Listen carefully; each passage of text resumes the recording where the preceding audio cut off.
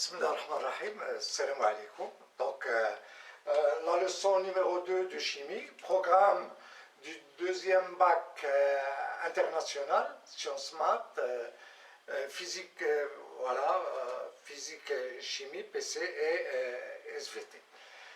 Voilà, suivi temporel de l'évolution d'une transformation chimique suite.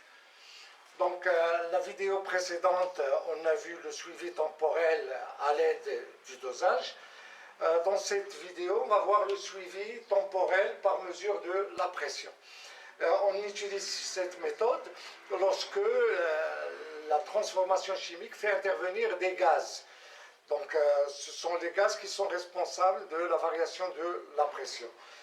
Exemple, on va voir la réaction entre le magnésium Mg et l'acide chlorhydrique H3O+, plus Cl-. Donc, l'équation chimique de la réaction, donc on a Mg plus H3O+, donc les réactifs sont Mg H3O+, Mg plus 2 H3O+, ça nous donne Mg de plus H2 plus 2 H2O. Donc voilà, c'est une réaction d'oxydo-réduction. Donc il y a production de l'hydrogène et par conséquent la pression du système chimique augmente.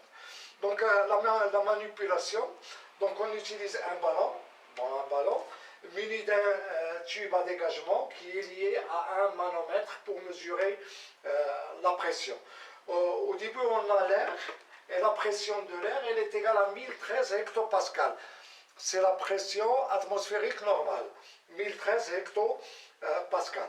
À l'instant t égale à 0, on met dans le ballon un ruban de magnésium, voilà, le magnésium, de masse m égale 0,02 g, et un volume Vs est égal à 50 ml de l'acide chlorhydrique, H3O+, plus Cl- de concentration C est égal à 0,5 mol par litre. Donc voilà, il y a une réaction chimique qui se produit. C'est une réaction qui n'est pas rapide, qui est un peu lente, et on suit, voilà, il y a production de l'hydrogène, par conséquent la pression du gaz augmente. Voilà, la pression du gaz augmente, et cette pression il est due à la quantité de matière de l'hydrogène qui se produit. Donc, là, on dresse un tableau et on suit la variation de la pression en fonction du temps.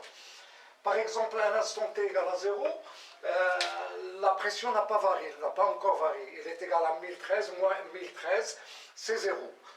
À l'instant t égale à 30, donc on suit l'évolution à l'aide d'un chronomètre. Donc on doit avoir un chronomètre pour suivre, pour pouvoir faire le suivi temporel de la réaction chimique.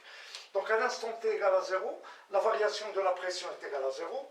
À l'instant t égale à 30 secondes, la pression a augmenté de 12 hectopascal. C'est-à-dire on aura 1013 plus 12. Voilà, 1013 plus 12, ça nous donne 1025. On lit là 1025 moins 1013, ça nous donne 12.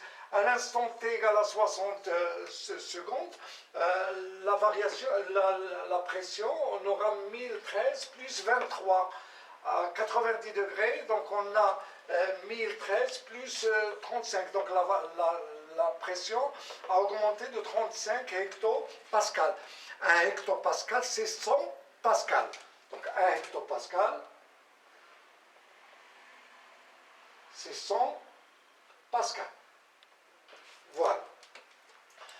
Et on peut tracer la variation de la pression en fonction du temps. Donc la variation de la pression en fonction du temps, à l'instant t égale à 0, la variation de la pression c'est 0. À l'instant t est égal à 30, la variation de la pression c'est 12.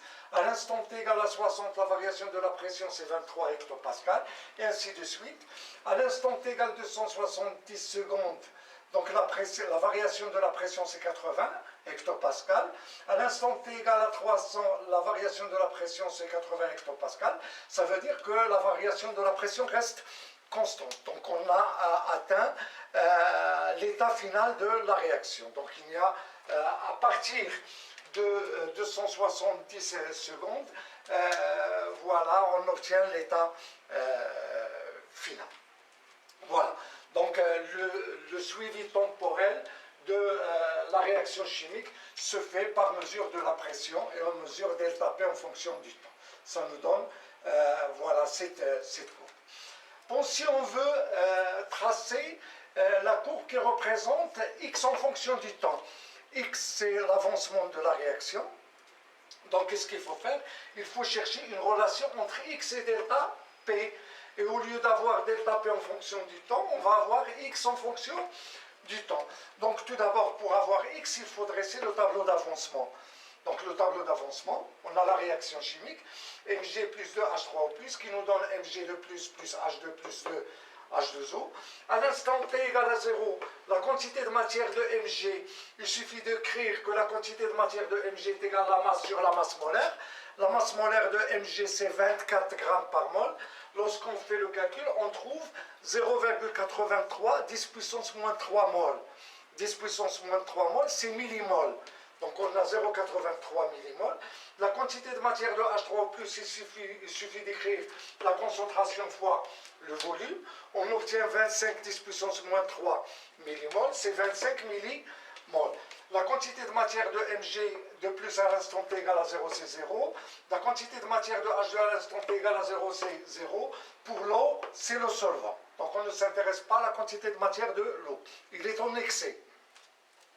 À l'instant T, la quantité de matière de Mg, c'est 0,83 millimol moins X, parce que le coefficient stoichiométrique là, c'est 1. À l'instant T, la quantité de matière de H3O+, c'est 25 moins 2X, parce qu'on a 2. La quantité de matière de Mg de plus est égale à X. La quantité de matière de H2 est égale à X. Pour l'eau, c'est le solvant. À l'instant, à l'état final, la valeur l'avancement prend sa valeur maximale, X max. Et la quantité de matière de Mg, c'est 0,83 millimol moins X max. 25 pour H3 plus 25 millimol moins 2 X max. X max. Et pour l'eau, c'est le solvant. Donc, pour chercher X max, on fait deux méthodes. Voilà, donc voilà la première méthode. Qu'est-ce qu'on veut? On écrit 0,83 moins X max égale 0. Et on trouve la première valeur de X max 1. Puis on écrit 25 millimol moins 2 X max est égal à 0. On trouve une autre valeur de X max 2. Et on choisit la plus petite. La plus petite des deux, c'est la valeur de X max, l'avancement maximal. Ou tout simplement, on écrit que l'avancement maximal X max est égal à la valeur inférieure de 0,83 millimol sur 1 et 25 millimol, la quantité de matière de H3O+, initiale sur 2.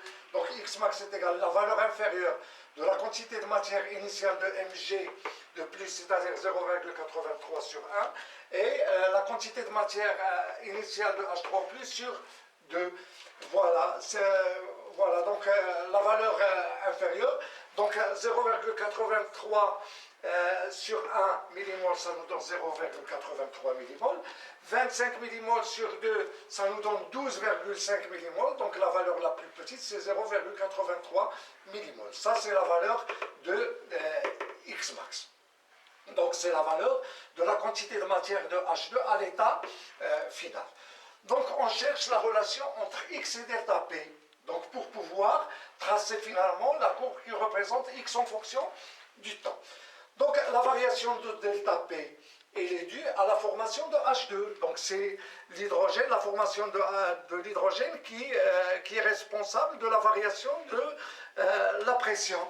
Donc si on applique la loi des gaz parfaits, donc voilà, on a la variation de la pression qui est due à la quantité de matière de H2 et on écrit delta P fois V est égal à NH2 fois RT. V c'est ce volume, le volume de ce gaz. Et T c'est la température en Kelvin. Donc si on a par exemple la température égale à 20 degrés Celsius. La température en Kelvin, c'est 20 plus 273. Ça nous donne 293. Et R, c'est la constante des gaz parfaits, qui est égale à 8,314 dans le système international. Donc, à l'instant T, la loi des gaz parfaits, delta P fois P est égal à NH2 fois R fois T. Et la quantité de matière de H2 à l'instant T, c'est X. Ça nous donne X fois R T. À l'état final, la quantité de matière de H2, c'est X max. Et la variation de delta P, la variation de la pression, c'est delta P max. Delta P max qui est égal à 80 degrés. Donc delta P max fois V est égal à X max fois RT. Ça, c'est la loi des gaz parfaits à l'instant T. Ça, c'est à l'instant final. Donc, si on écrit 1 sur 2, donc on avait, voilà, delta P fois V sur delta P max fois V. V avec V, ça se simplifie. Ça nous donne delta P sur delta P max. De l'autre côté, donc R avec R, ça se simplifie. T avec T, ça se simplifie. Ça nous donne X sur X max. Ça veut dire que X est égal à quoi? Est égal à X max fois delta P sur delta P max. Avec delta P max, c'est égal à 80 hectopascal, qui est égal à 8000, 80 fois 100. Ça nous donne 8000 pascal. Donc finalement, il suffit de remplacer. Par exemple, X à l'instant T égale à 0. La variation de la pression est égale à 0.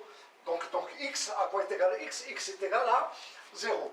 À l'instant T égale à 30. À l'instant T égale à 30. La variation de la pression, delta P, c'est 12. Et delta P max, c'est 80. Et X max, c'est 0,83 millimol. Et on trouve la valeur de X. À l'instant T égale à 60. La valeur de delta P, c'est 23. Delta P max, c'est 80. Donc 23 sur 80. Et X max, c'est 0,83 millimol. Et on trouve X à l'instant T égale à 60. À l'instant T est égal à 90 degrés. Delta P, c'est 35. Delta P max, c'est 80. X max, c'est 0,83. Et on trouve X et ainsi de suite. Et finalement, on dresse le tableau qui nous donne T et X. Puis, on trace X en fonction du temps. Et on trouve cette courbe. Voilà, ça c'est à l'instant T égal à 0. On trouve cette courbe. Et on voit bien qu'à l'état final, la valeur de X, c'est 0,83 millimol, qui est égal à X max. Voilà, et on a pu tracer l'avancement de la réaction en fonction du temps. Et lorsqu'on trace cette courbe, on peut l'exploiter en trouvant la valeur de la vitesse de la réaction, la vitesse volumique, à un instant T donné, pour trouver le temps de demi-réaction. Donc il y a un tas de choses qu'on peut trouver à l'aide de cette courbe. Donc ainsi se termine cette vidéo. Voilà, concernant le suivi temporel de l'évolution d'une transformation chimique par mesure de la pression. La vidéo prochaine, on va la consacrer pour le suivi temporel d'une transformation chimique par mesure de la conductivité. Bon, finalement, si vous aimez le contenu de cette vidéo, faites j'aime, partagez la vidéo et s'abonnez à la chaîne. À tout à l'heure, à bientôt.